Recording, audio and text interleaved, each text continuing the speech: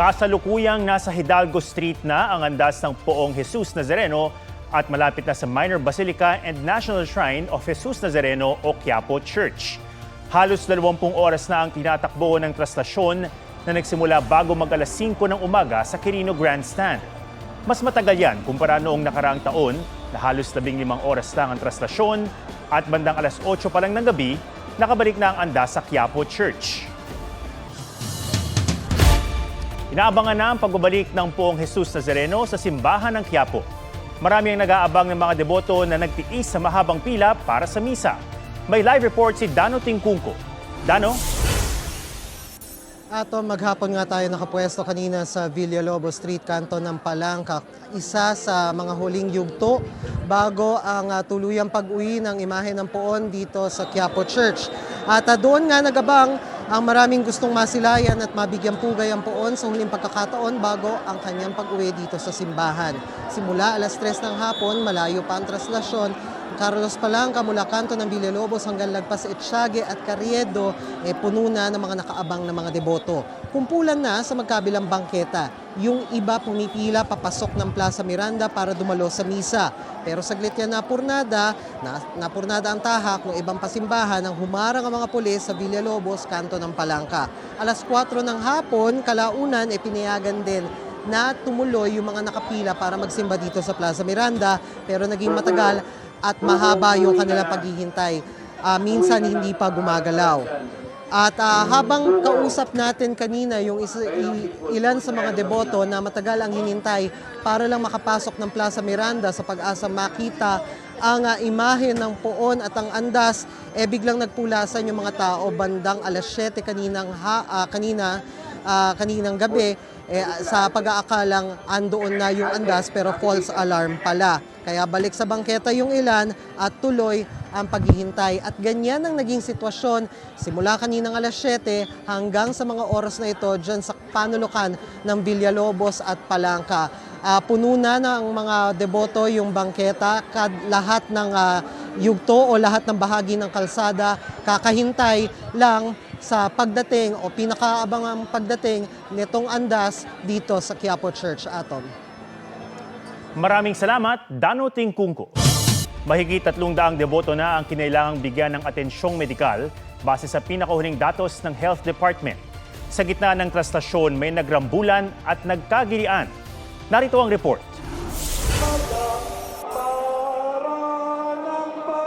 Ilang minuto pa lang ang nakalilipas mula nang umusad ang andas ng Poong Jesus Nazareno, nagkagulo ang ilang grupo ng mga deboto sa Katigbak Drive.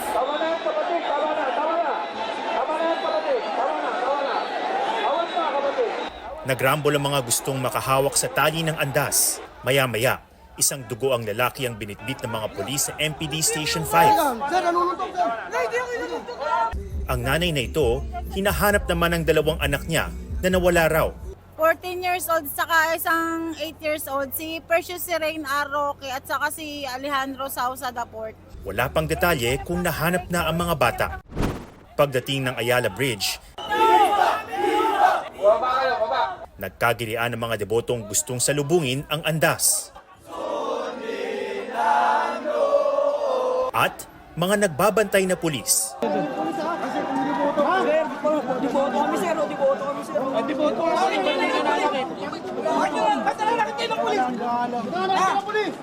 Isang pulis ang nasugatan. Sa tindi ng tulakan, nabunot ang poste ng street sign sa intersection Papalangka Street. Sa Fraternal at Arlegui Street, may mga kumagat pa ng lubid para makakuha ng hibla nito at ginawang tulay ang mga kapwa deboto. Ayon sa MPD, naputol din ang isa sa dalawang tali ng andas. Sa dami raw ng debotong humihila, may mga report din na tumatalo ng mga deboto mula sa bubong papunta sa andas. Sa San Sebastian Church, mahigit kalahating oras na naglagi ang andas para sa tradisyon na dungaw o ang pagtigil ng imahe ng Jesus Nazareno para sa kanilang pagkikita ng imahe ng kanyang ina, ang Nuestra Señora del Carmen de San Sebastian. Sa tila ng Department of Health hanggang kaninang alas 6 ng gabi, nasa 332 ang dinala sa mga medical station. Kabilang dyan ang mga nasugatan, nahilo at nagka-alta presyon. 17 ang kinailangang dalhin sa ospital. Sa gitna ng balyahan at tulakan, Tila natupad naman ng dasal ng isang namamanata nang tanggapin ng kanyang kasintahan ang kanyang wedding proposal. Sa ibang balita, naghain ng reklamong cyber libel ang actor TV host na si Vic Soto laban kay Daryl Yap, ang direktor ng pelikulang The Rapists of Pepsi Paloma. Tugon naman ni Yap, hindi niya pinepersonal si Soto at di raw gawa-gawa ang pelikula. May report si Bernadette Reyes. Personal na nagtungo ang aktor at TV host na si Vic Soto sa Office of the City Prosecutor ng Muntinlupa upang maghain ng 19 counts ng cyber libel. Ang kanyang inireklamo ang direktor ng kontrobersyal na pelikulang The Rapists of Pepsi Paloma na si Daryl Yap. Kasama ni Soto kanina ang kanyang may bahay na si Pauline Luna. Walang kumonsulta, walang nagpaalam, so walang consent. I just trust in our justice system. Ako'y laban sa mga irresponsableng tao, lalo na pagdating sa social media. Si Pepsi Paloma ay isang aktres noong dekada 80 na nagreklamo noon ng panggagahasa. Kamakailan, inilabas ni Yap ang trailer ng kontrobersyal na pelikula kung saan binanggit ang pangalan ni Soto kaugnay ng kaso. Kalakip ng reklamo ang civil damages o paghingi ng danyos na katumbas ng 20 million pesos. Bago ang paghahain ngayong araw ng reklamong cyber libel, nauna na naghain si Soto ng petisyon para sa writ of habeas data. Dito ay tinanggi niya ang lumabas na aligasyon sa pelikula, labag daw sa Data Privacy Act ang ginawa ni Yap na pagproseso sa kanyang sensitive personal information. Dahil inamin daw ni Yap na ang kanyang pelikula ay tungkol sa rape case na inihain ni Paloma laban kay Soto. Sinadya raw ni Yap na hindi isama sa mga teaser ng pelikula ang impormasyon na na-dismiss na noon pa ang naturang kaso. Mula rin daw nang lumabas ang teaser ng pelikula, nakatanggap na raw siya, kanyang asawa at anak na mga banta. Sa ngayon nakakatanggap ng mga rape threats yung asawa niya, binubuli yung kanyang anak sa eskwela. So, kailangan umaksyon talaga. Ngayong araw lumabas na ang order ng Muntinlupa Regional Trial Court Branch 205 kaugnay ng hinaing writ of habeas data ni Soto kung saan hinihiling niya na ipatigil ang pagpapalabas ng anumang videong lumalabag sa kanyang privacy kabilang na ang teaser ng pelikula. Ibig sabihin ay tigilan po muna natin ang pagpo-post, pag-share ng mga bagay na ito hanggang sa ito ay mapag-usapan sa hukuman. Sa isang pahayag, sinabi naman ni Yap na hindi pa niya natatanggap ang kopya ng reklamo ni Soto. Pero anya, lahat daw ng material na kanyang inilalabas ay nakadokumento at hindi gawa-gawa para makapanira. Hindi rin daw niya pinepersonal si Soto. Naglalahad lang daw siya na nangyari at naisa publiko ito noon. Malaya naman daw na magsampa ng kaso ang sinuman gaya raw ng sinampang rape case noon ni Paloma. Nakasaad din sa teaser na inurong ang kaso at hindi raw siya nagkulang. Si Pepsi Paloma ay sumakabilang buhay noong taong 1985. Bernadette Reyes, nagbabalita para sa GMA Integrated News. Matyagang naghihintay sa paligid ng Quiapo Church ang maraming deboto na hindi na sumama sa traslasyon ng Poong Jesus Nazareno. May live report si Darlene Kai. Darlene? Ato milyon-milyon yung mga debotong sumama sa traslasyon at nag-abang sa mismong mga rutang daraanan ng Andas, pero marami rin yung dumiskarte na lang para lang masilayan ng poon kahit mula sa malayo. Kung hindi mahulugang karayom ang mga deboto sa mga kasadang daraanan ng traslasyon, marami rin ang mga deboto rito sa Quezon Bridge. Hindi na sila sumama sa mismong prosesyon dahil may kasamang bata o senior citizen. Yung iba, may iniindang sakit gaya ng 77 years old na si Tatay Manny na dating araw ay pumapasan pa.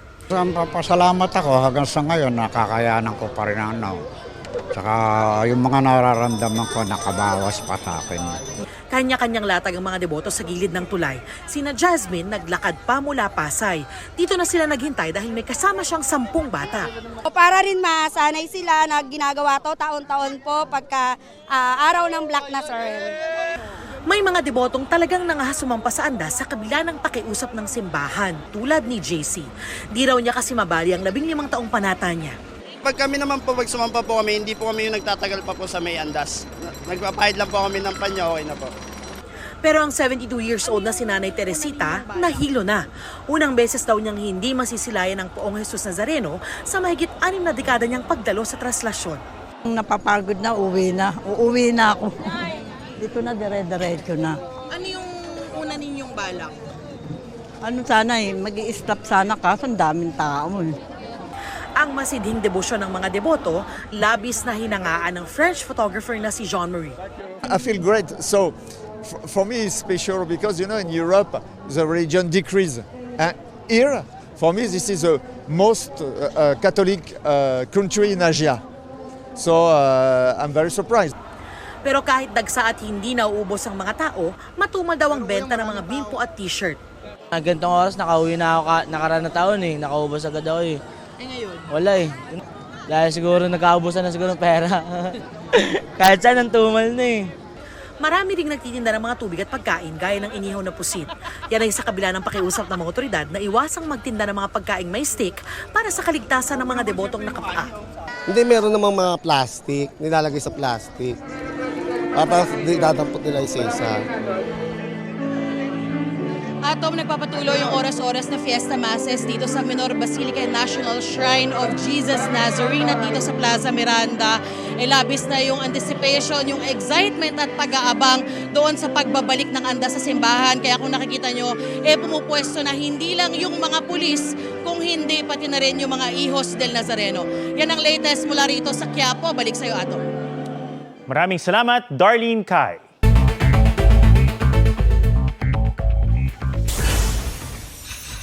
Singil sa kuryente ng Meralco, posibleng bumaba ngayong Enero. Bunso daw ito ng nakikitang pagbaba sa generation charge. Dating Vice President Jejomar Binay, anak na dating Makati Mayor Junjun Binay at ibang akusado, pinawalang sala ng Sandigan Bayan sa mga kaso kaugnay ng maanomalya umanong Makati Science High School Project dahil sa kakulangan ng ebidensya. Para yan sa 7 counts ng paglabag sa Anti-Graft and Corrupt Practices Act at 3 counts ng falsification of public documents. Tina Panganiban Perez, nagbabalita para sa GMA Integrated News. Pansamantalang nakalaya ang komedyante at aktres na si Rufa May Quinto. Yan ay matapos siyang magbayad ng 1.7 million pesos na piyansa para sa kinakaharap na 14 counts ng paglabag sa Securities Regulation Code. Nagkain din ang aktres ng not guilty plea sa kanyang pagharap sa Pasay City RTC Branch 111. Ibinasura naman ng korte ang motion for reconsideration and reinvestigation ng kampo ni Quinto. Naniniwala po ako na justice is very fair. So kaya uwi na ako, go, go, go home. Nakaka-nervous po lahat ng nangyari sa akin, nakakalungkot. Pero naniniwala po ako na ang katotohanan magpiprevail and hindi, naiyak ako kasi ang sarap maging malaya. Ako po ay isang komedyante, hindi po ako negosyante. Kaya kahit kailan, hindi po ako nagne-go-go-go-show. Humarap din sa korte ang kapwa-akusado ni Quinto sa reklamong paglabag sa Securities Regulation Code na si Neri Naib kasama ang asawang si Chito Miranda. Ipinagpaliban ng korte ang pagbasa ng sakdal sa kanya dahil sa nakabinding mosyon ng kanyang kampo. Naharap din si Naig sa reklamong syndicated estafa. Nagugat ang mga reklamo laban kina Quinto at Naig sa pagiging endorser ng skincare company na Dermacare na kumuha umano ng investments kahit hindi otorisado ng Securities and Exchange Commission. Matapos amining single siya, David Licauco nag-post ng venue for a date. Carla Abellana may pasilip sa final script reading ng Widow's War. Tiyak daw magugulat ang fans ngayong marireveal na kung sino-sino pa ang Palacios Killers at ang mastermind. Pagkatapos ng serye, balak ni Carla na magbakasyon sa Japan. BTS update. Dates, venue at iba pang special events sa upcoming solo tour ni BTS J-Hope nag-leak online. Jungkook in-unfollow ang lahat sa Instagram at nag-delete ng Threads account. Global pop star Taylor Swift nanguna sa Billboard's Top Artists of the 21st Century. Aubrey Carampel nagbabalita para sa GMA Integrated News. Humihingi ng tulong ang mga Pilipino sa Los Angeles sa California na apektado ng mga wildfire. Kabilang dyan ang isang Pilipinong nasunugan ng bahay. May report si Joseph Morong. Ano ba yan? Ayun o. Tanaw na sa paligid ng bahay ng Pilipinong si Davinson Brual ang wildfire sa Los Angeles County sa California sa Amerika. Ayun, likod ng bahay namin. Dasal-dasal kayo dyan. Pinaghalong kahel at itim na ang kalangitan dahil sa apoy at usok. Bundok yung nasusunog. Oo. Kwento ni Davinson sa kapatid niya si Dana, nahihirapang rumisponde ang mga helicopter dahil sa malakas na hangin na sanhi ng mabilis na pagkalat ng apoy. Wala. Ano yan? Lahat ng pundar niyo, wala na. Nakalikas na si Davinson. Natupok naman sa wildfire ang bahay ni Mang June, kaya napilitan din silang lumikas. Nagulat nga raw sila sa biglaang paglaki ng apoy. Susunog na yung likuran namin, which is the mountain. Humihingi siya ng tulong para sa kanyang pamilya pati na sa iba pang apektadong Pilipino roon. Medyo nangangailangan ho tayo ng kaunting tulong, kahit ho mga kasuotan o kaya ho gamot o pagkain o tsaka ho matitirahan. Yun ho ang kailangan. Ayon sa Philippine Consulate General sa Los Angeles, maaaring tumawag sa kanila ang mga Pilipino na nangangailangan ng saklolo. Mula nang mag-umpisa ang wildfire noong Martes, mahigit 1,000 bahay at gusali na ang nasunog. Kabilang ang pagmamayari ng ilang Hollywood celebrity tulad ng mag-asawang Adam Brody at Leighton Mister. Heartbroken beyond words naman daw si Paris Hilton dahil nasunog din ang kanyang bahay sa Malibu. My thoughts and prayers are with everyone tonight. I'm really praying to stop soon.